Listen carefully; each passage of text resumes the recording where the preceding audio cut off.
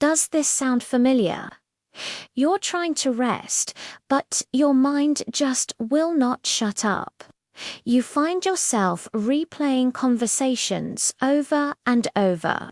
You're imagining every single worst-case scenario. You analyze everything again and again and again. That, my friend, is overthinking, and the more you try to stop it, the louder it seems to get. It's like quicksand for your mind. Today, I'm going to show you how to finally stop overthinking, and the secret isn't about fighting your mind, it's about understanding it. First, let's get one thing straight. Overthinking is not a weakness. It's not a character flaw. It's actually a defense mechanism. Your brain is trying to protect you. It thinks that if it can just predict every possible outcome, every twist and turn, it can keep you safe from harm, from embarrassment, from failure. The problem is, your mind confuses overthinking with being in control. It operates on the false belief that the more you think, the more prepared you'll be. But that's a trap. Thinking more doesn't create clarity. It creates a fog of anxiety. It spins you in circles until you're dizzy with what-ifs. Here's the key insight. The one thing I really want you to take away from this first part: overthinking is a habit.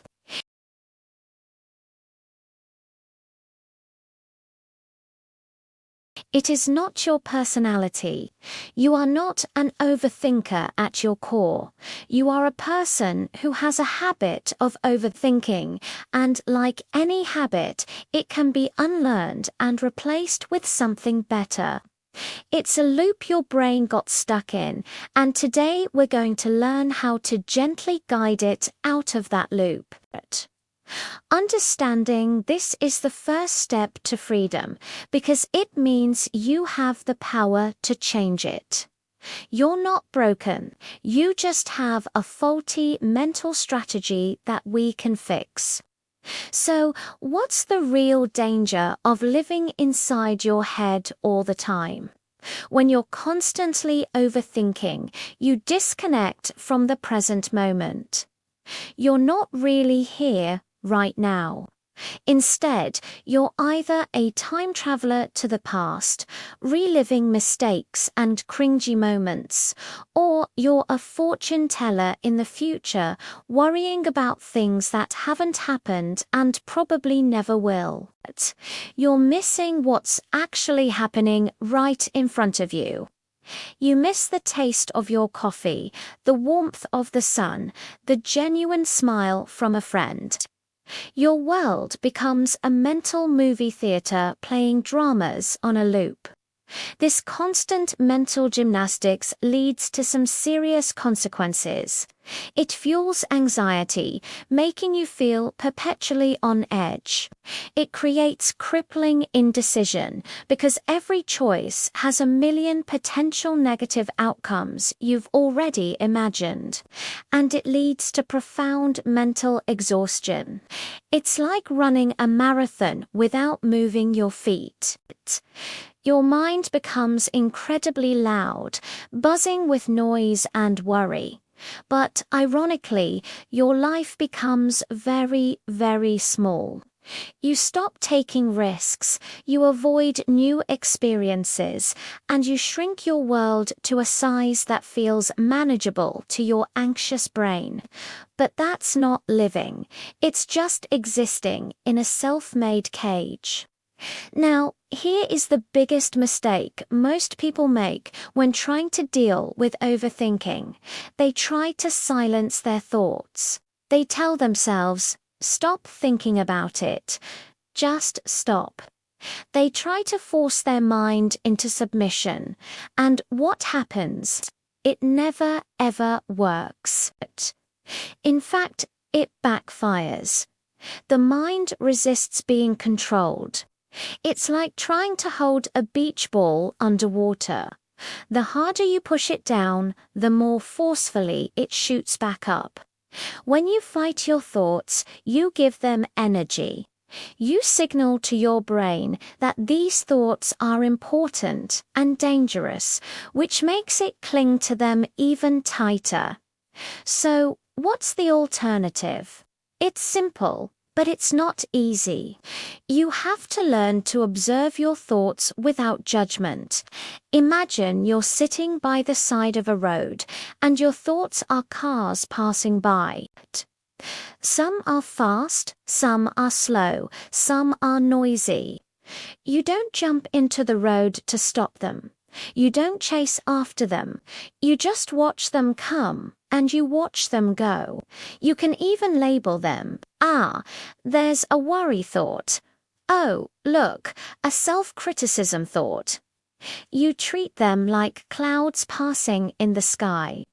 You acknowledge their presence, but you don't attach yourself to them.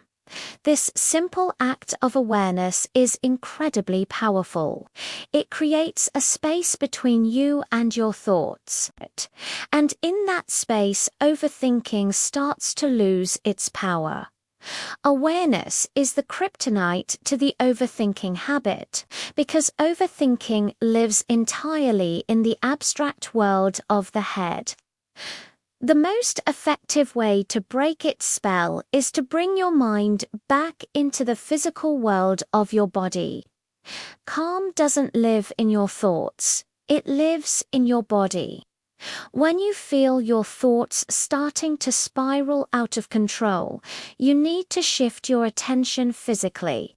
It's about interrupting the mental pattern by engaging your senses. This isn't some mystical concept. It's a practical neurological trick. You reactivating different parts of your brain and grounding your awareness in the solid reality of the here and now. So let's try a quick exercise right now. Wherever you are, I want you to take a slow, deep breath. In through your nose, feel your belly expand, and out through your mouth. Do it again. Now, feel your feet on the ground. Really feel them. Notice the pressure, the texture of your socks or the floor.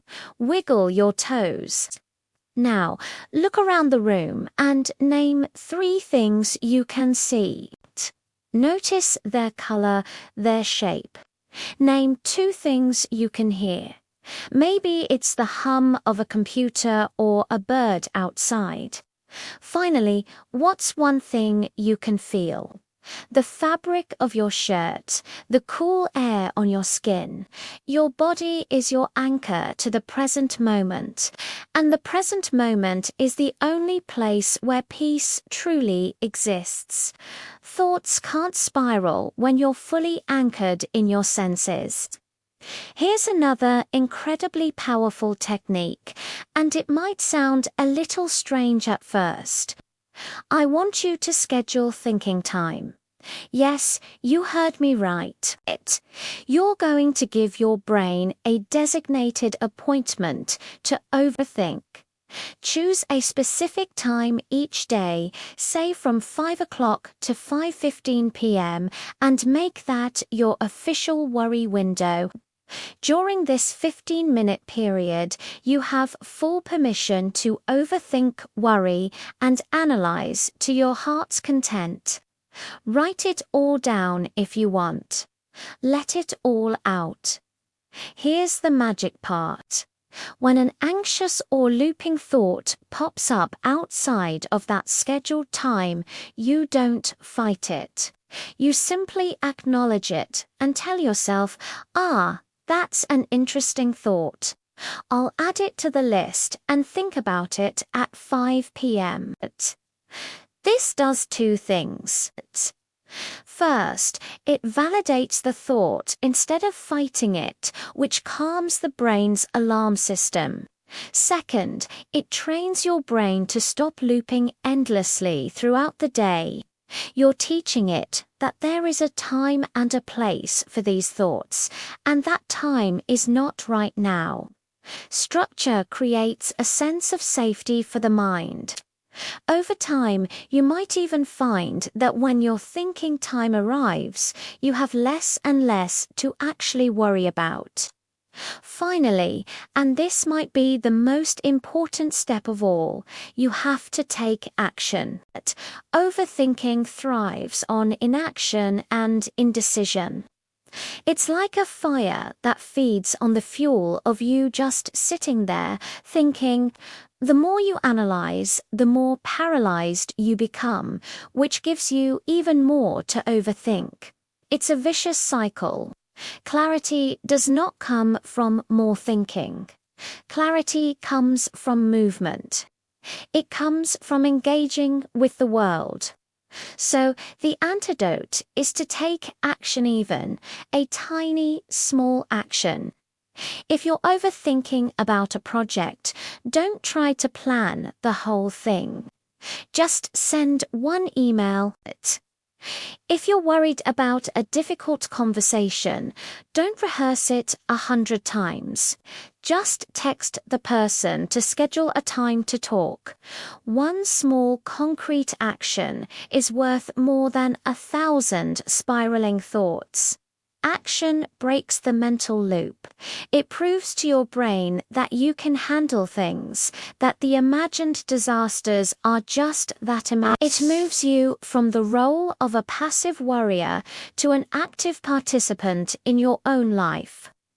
In the end, you don't need to control your mind. You just need to understand it and work with it. Overthinking is a habit, a defense mechanism that has gone into overdrive. But it's not who you are. By observing your thoughts without judgment, grounding yourself in your body, scheduling time for your worries, and taking small, consistent actions, you can gently guide your mind back to a place of calm. Overthinking fades when you return to the present moment. If this video helped you find even a little bit of peace, please give it a like and subscribe for more content on mindset and personal growth. Your support means the world. And always remember, you are not your thoughts. You are the one who is observing them. Thanks for watching.